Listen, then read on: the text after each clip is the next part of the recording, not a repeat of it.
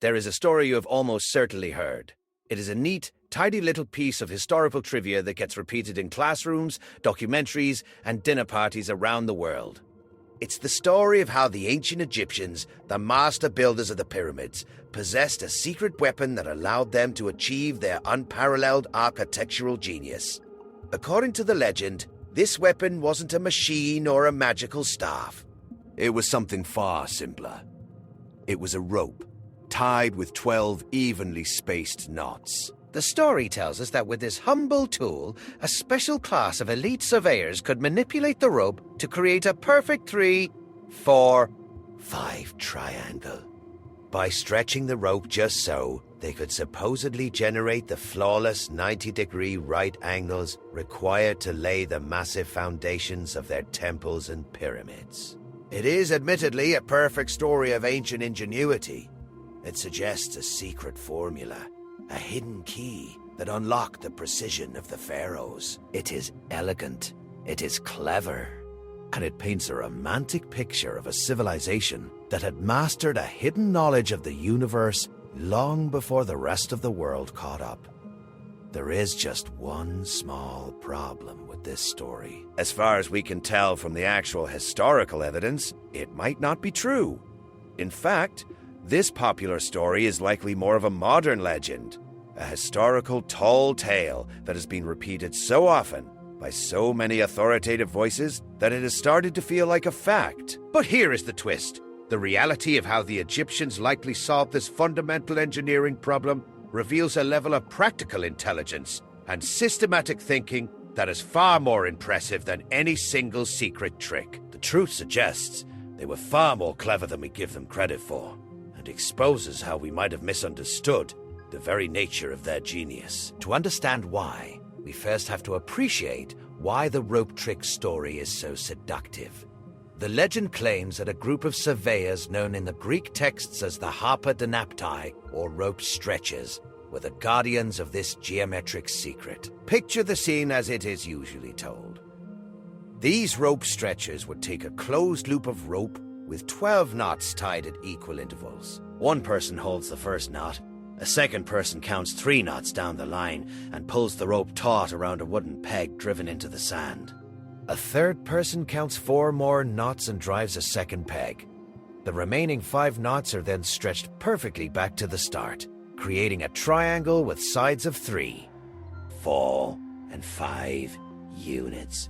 And like magic, the angle opposite the longest side snaps into a perfect 90-degree angle. For us moderns, this is satisfying because it is a direct application of the Pythagorean theorem. 3 squared plus 4 squared equals 5 squared. 9 plus 16 equals 25. It is a beautiful, self-contained mathematical solution. It feels so quintessentially Egyptian to us, combining simple, rustic materials with a sublime, abstract mathematical principle.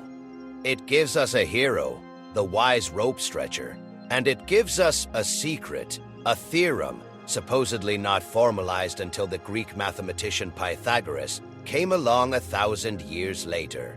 This story makes the Egyptians seem like mathematical wizards, hiding advanced theoretical knowledge in plain sight. It is an irresistible narrative, which is why you will find it in textbooks and articles everywhere.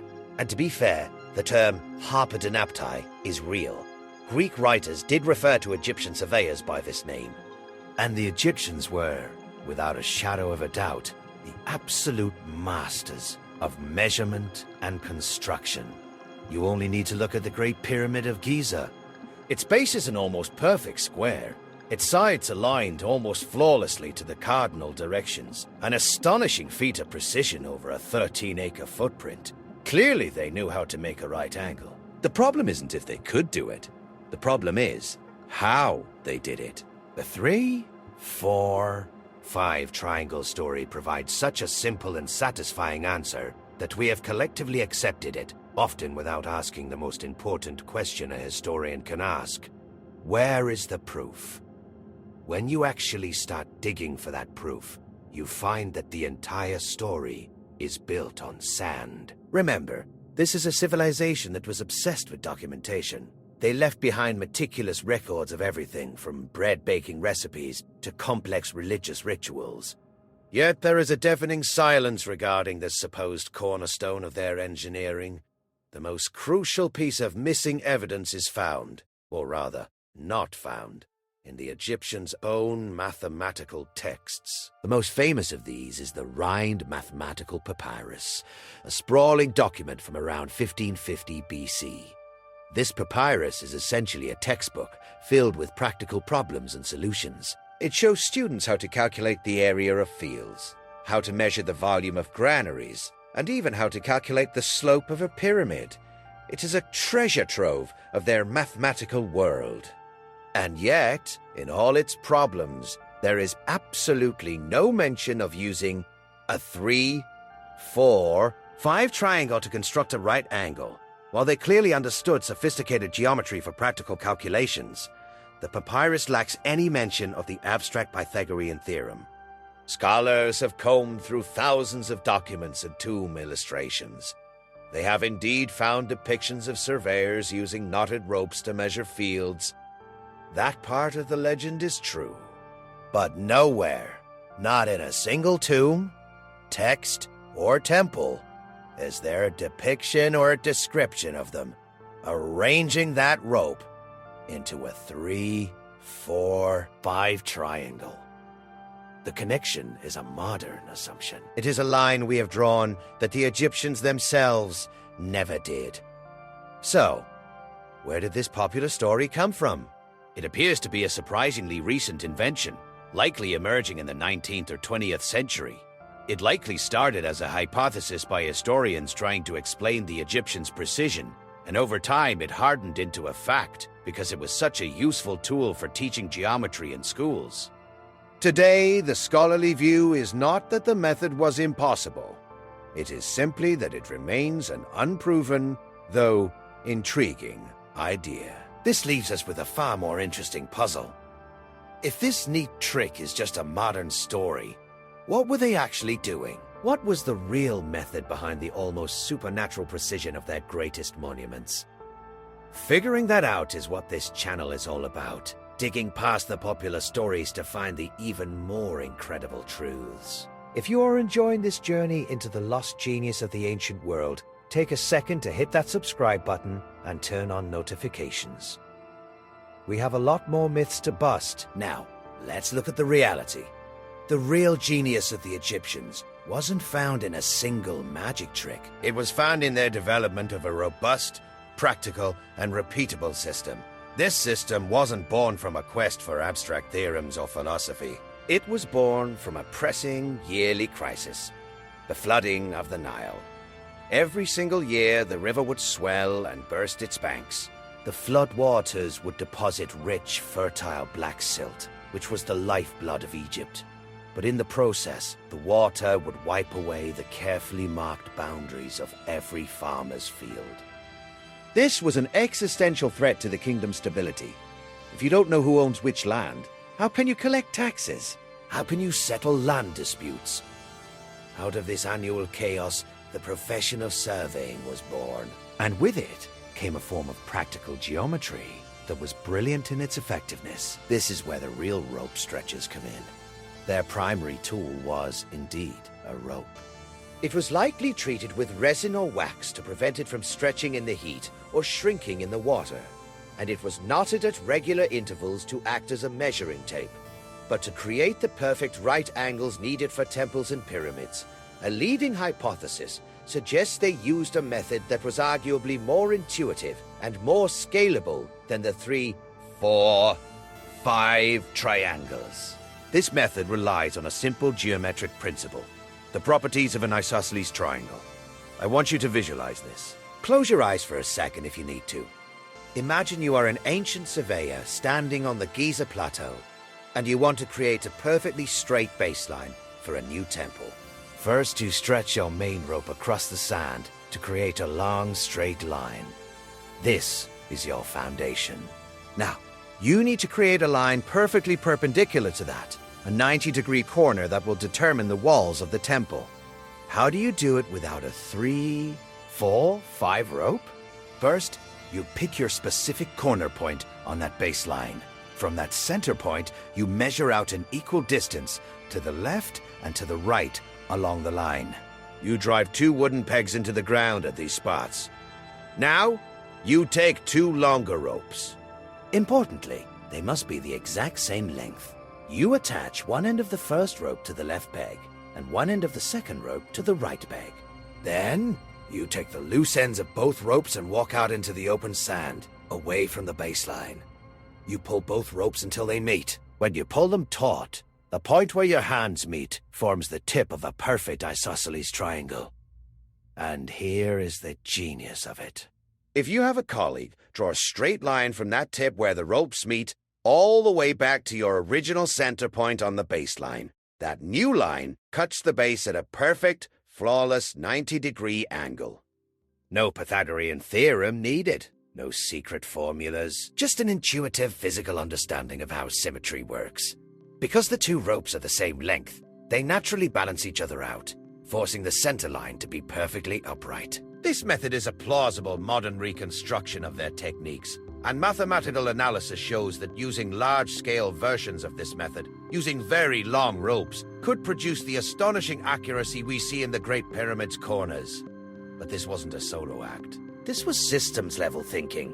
Surveying was a massive team effort, combining these rope techniques with other simple but effective tools. For example, to ensure their walls were perfectly upright, they used plumb bobs, simple weights on strings, to establish vertical lines. But perhaps most impressively, for the large-scale alignment of the pyramids to true north, they used an instrument called a merkhet. The merkhet was a sighting tool, essentially a simple rib, from a palm leaf with a slit cut into it. It seems primitive, but in the hands of a master, it was incredibly precise. 2 astronomers would stand a specific distance apart in the dead of night. By looking through the slit of the merkhet, they could track the movement of what the Egyptians called the Imperishable stars, the stars around the North Pole that never set. By carefully marking the rising point of a star on the horizon, and then marking its setting point, they could bisect that angle to find the invisible line of true north with incredible precision. This collection of techniques formed a complete surveying system. It was a practical, field-tested methodology that could be taught, repeated, and relied upon year after year to redraw the boundaries of a nation and lay the groundwork for some of the most enduring structures in human history. So, why does this all matter? Why is a system based on bisecting triangles and sighting stars more impressive than the neat story of the 3-4-5 rope? It matters because it forces us to redefine what smart really means. We live in an age that often glorifies theoretical knowledge. We equate intelligence with memorizing formulas and abstract concepts. The rope stretchers of the popular legend, who supposedly knew Pythagoras' secret early, are impressive to us because they fit our modern definition of intelligence. But the real Egyptian surveyors were intelligent in a different and arguably more profound way. Their genius wasn't primarily theoretical, it was practical, adaptive, and systematic. They didn't seek to prove universal theorems. They sought to solve immediate, monumental problems. Their laboratory was the muddy floodplain of the Nile, and their task was to impose order on it. Think about the cognitive skills required. This wasn't just plugging numbers into an equation. It was spatial reasoning on a massive scale. It was about developing a workflow that could be executed by teams of workers with incredible precision. It was about integrating multiple sources of data, ground measurements, vertical lines, and astronomical sightings, into a single coherent plan. This is systems-level thinking. Their intelligence was holistic. It combined geometry, astronomy, project management, and an intimate understanding of their materials. The 3, 4, 5 story makes them clever because they might have stumbled upon one trick.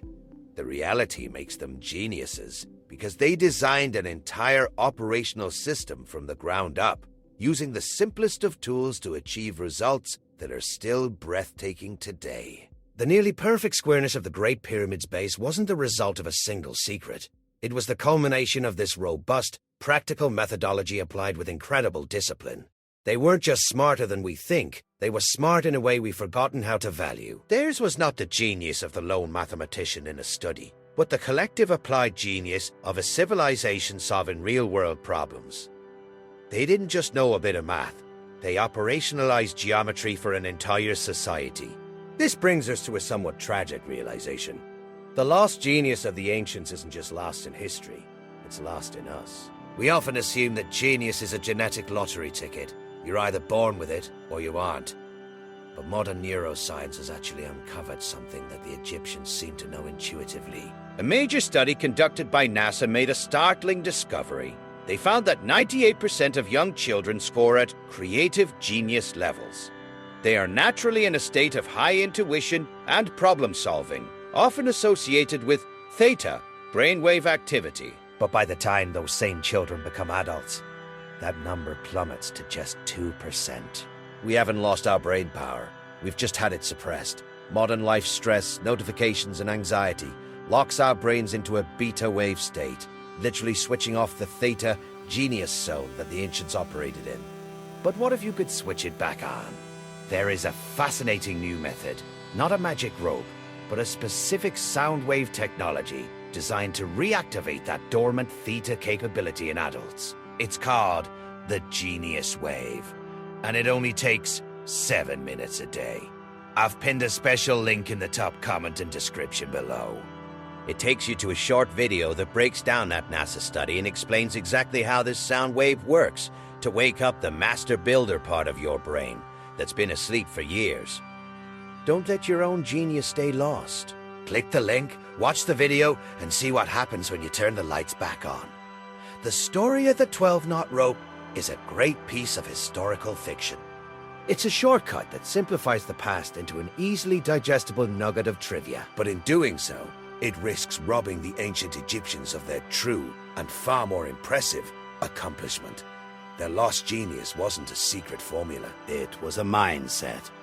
It was the ability to look at a chaotic world and devise practical, repeatable systems to create order and permanence. They didn't need a single trick to build their world. They built their world with a form of applied geometry so effective that its results have stood for over 4.5 millennia. The truth is that the Egyptians didn't have a secret that made them smart. They were smart, and so they didn't need a secret. Their legacy isn't written in a single formula, but in the enduring stone of the pyramids and temples themselves.